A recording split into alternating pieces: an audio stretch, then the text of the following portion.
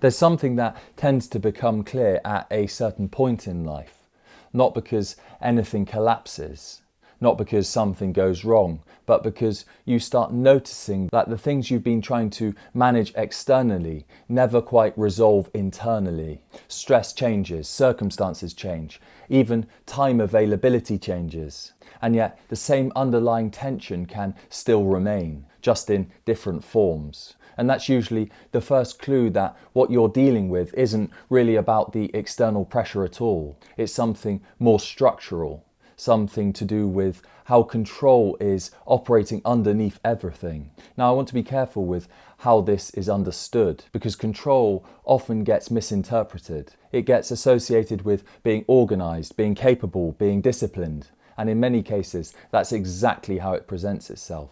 But there is another layer underneath that most people don't fully look at. Control isn't just behavior, it's a way the nervous system tries to create predictability, a way of reducing uncertainty in real time. So when something feels uncertain internally, the system reaches for structure, for thinking, for planning, for managing, not because you consciously choose it, but because it has learnt that this reduces discomfort. Now, over time, that pattern becomes externally refined.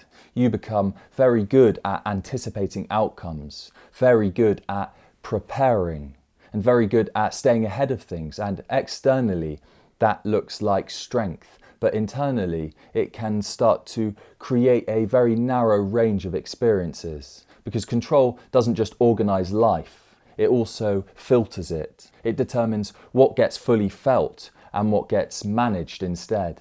Now, this is where it's a little bit subtle, because most people don't experience control as control. They experience it as responsibility or awareness or just being someone who thinks ahead. But if you slow it down, you start to notice something quite consistent. There's a slight tightening when things are uncertain.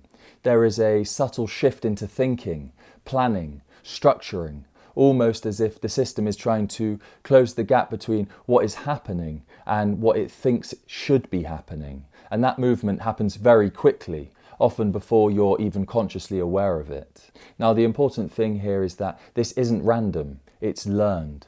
And more importantly, it was useful, because control develops in environments where unpredictability once carried a cost, where being ahead of things mattered, where staying alert prevented some problems, where being responsible reduced some risks. So the system adapted accordingly. It learnt that staying slightly ahead creates some safety, and that learning doesn't disappear just because the environment changes later in life.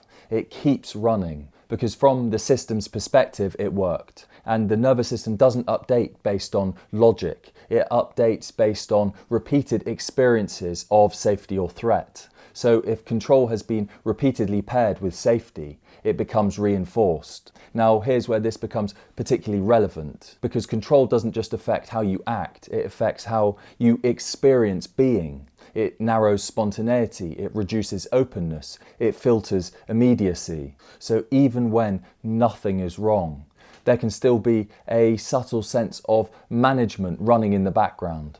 Not dramatic, it doesn't need to be obvious, just consistent enough to shape how life feels. Now, this is also why relaxation can feel slightly unnatural at times. Not because you don't want to relax, but because relaxation requires the system to stop intervening. And if intervention has been the default mode for a long time, non-intervention can feel uncertain, even unsafe. So the system re-engages, not intentionally, just automatically, back into thinking, back into managing, back into structuring experiences. And there's something important to understand here.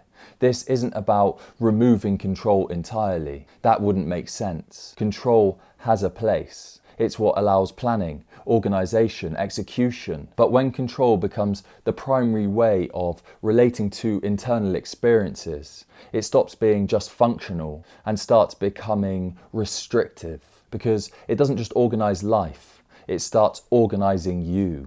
Now I want to bring this into something more practical for a moment, because if you pay attention, you can start to notice where control is actually operating in real time, not as a concept, but as a movement, a shift from experiencing into management, from being in something to observing and adjusting at the same time. And most people don't notice this because it happens very quickly, because once you start seeing it, it becomes very hard to unsee, because you realize how often you leave experiences without intending to. And I want to be clear, this isn't something to fix immediately. It's something to recognize first, because recognition is what starts to interrupt this from happening automatically. It's not effort, it's not through force, just awareness of the mechanism itself. And over time, that changes the relationship you have with it. Because instead of being inside control completely, you start to notice where control is happening, and that small gap changes everything. Now in the next video I want to go into something that leads on from this nicely, which is how control doesn't just affect your internal experience, but starts to show up in relationships as well, often in ways that feel very difficult to articulate. Because again, it doesn't look like control on the surface, but it certainly behaves like it underneath. And if you want a more detailed breakdown of how control operates under stress and how it shapes your internal experience without you realizing, click the link underneath this video. That's where I go deeper into this and explain how to work with the system directly, rather than trying to manage symptoms.